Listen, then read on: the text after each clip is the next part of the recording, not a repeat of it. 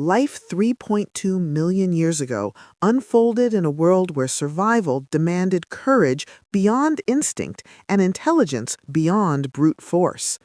The African landscape was alive with movement and danger.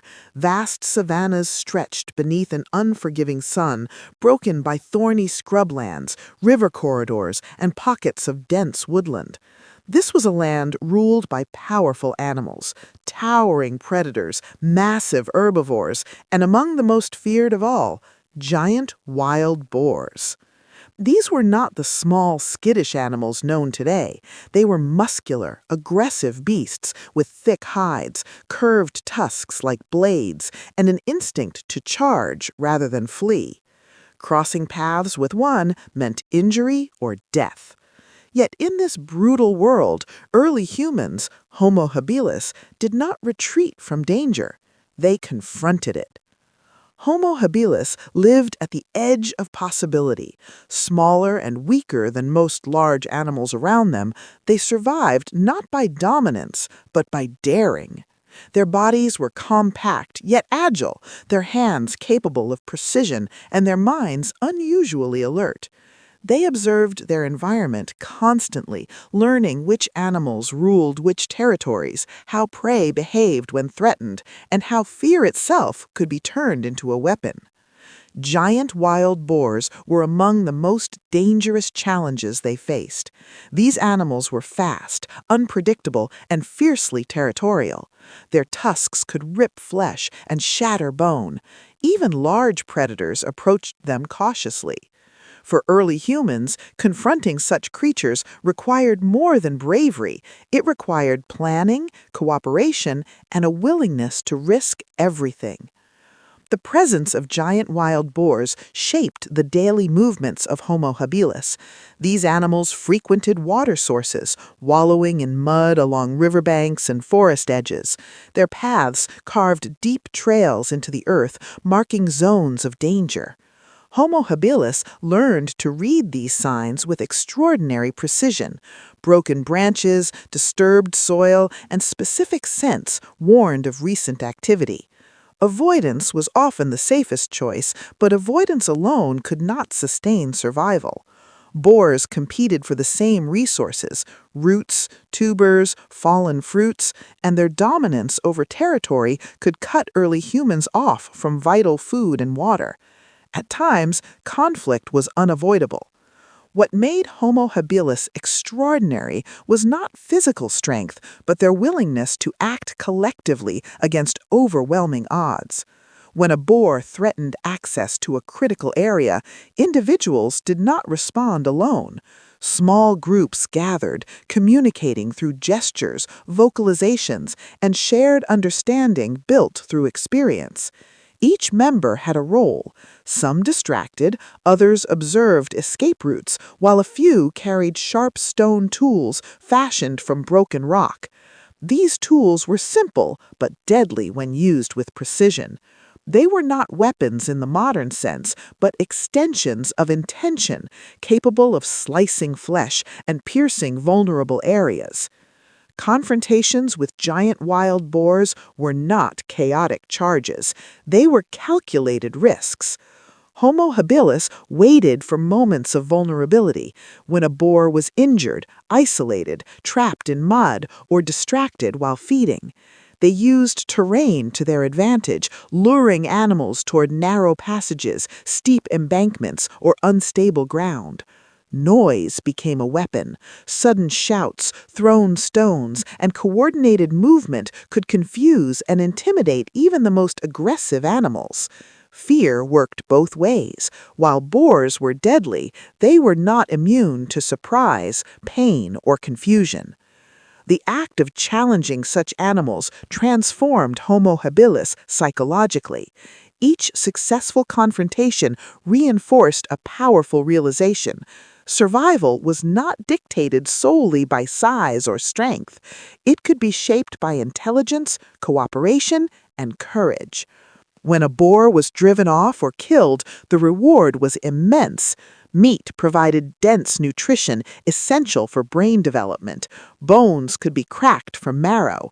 Hides offered warmth and protection. Even tusks and bones became tools or symbols of achievement. These victories were not common, but they were transformative. They marked a shift from passive survival to active control over the environment. The danger did not end with the hunt or confrontation.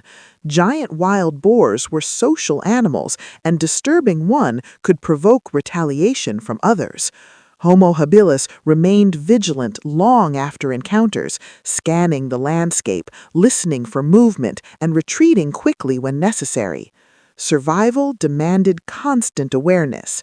Children learned early to recognize warning signs and understand the seriousness of these animals.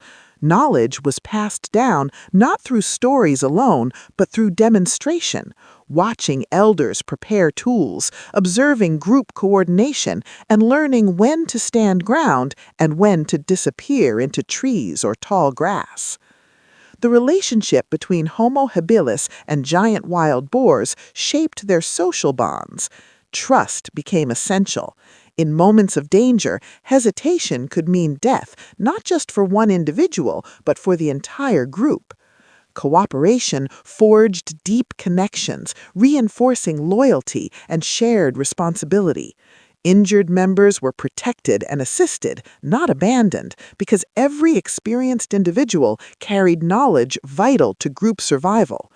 These bonds strengthened the fabric of early human society, turning survival into a shared mission rather than an individual struggle. Cognitive growth accelerated in this environment of constant threat. Planning encounters with dangerous animals required memory, prediction, and imagination. Homo habilis began to think ahead, anticipating movement, rehearsing responses, and adapting strategies when conditions changed. This mental flexibility was revolutionary. It allowed early humans to exploit opportunities that other animals could not. Where predators relied on instinct, Homo habilis relied on foresight. Where prey fled blindly, they analyzed, waited, and acted with purpose. Environmental pressures intensified this transformation. Climate fluctuations altered vegetation patterns, forcing animals and humans alike to compete for shrinking resources. Giant wild boars became even more aggressive as food and water grew scarce. These pressures pushed Homo habilis toward greater innovation. Stone tools became sharper and more varied, group coordination improved, and risk-taking became calculated rather than reckless. Each challenge refined their ability to survive in a world that offered no mercy. The psychological impact of facing such danger cannot be overstated. Homo habilis lived with fear, but they did not allow fear to paralyze them. Instead, fear sharpened their senses and strengthened their resolve. Standing their ground against a charging boar required overcoming instinctive flight responses. It demanded trust in tools, in companions, and in shared strategy. These moments forged something new in human evolution, a willingness to confront danger directly when survival depended on it. The echoes of these encounters extended beyond immediate survival. Success against formidable animals reinforced social learning, confidence, and experimentation. It encouraged exploration of new territories and resources previously dominated by dangerous wildlife. Each step forward expanded the range of Homo habilis, allowing them to adapt to diverse environments and challenges. Their world remained brutal, but it was no longer uncontested. They were no longer merely reacting to nature. They were beginning to negotiate with it. Over generations, these daring behaviors shaped evolutionary trajectories. Those who could plan, cooperate, and remain calm under threat were more likely to survive and reproduce. Intelligence became a decisive advantage. The ability to assess risk, communicate intent, and act collectively set Homo habilis apart from other species. Giant wild boars, once symbols of unstoppable danger, became catalysts for human ingenuity. They forced early humans to evolve not just physically, but mentally and socially. Life 3.2 million years ago was not defined by comfort or safety. It was defined by moments where survival hung on courage and coordination. Homo habilis did not dominate their world, but they refused to be dominated by it. Their willingness to confront one of the most dangerous animals of their time reveals a profound truth about human origins. The roots of humanity lie not in strength alone, but in daring intelligence, shared risk, and the courage to face what should have been unbeatable. The destruction or displacement of giant wild boars was never routine, never easy, and never without loss. Yet each success carved a deeper understanding into the human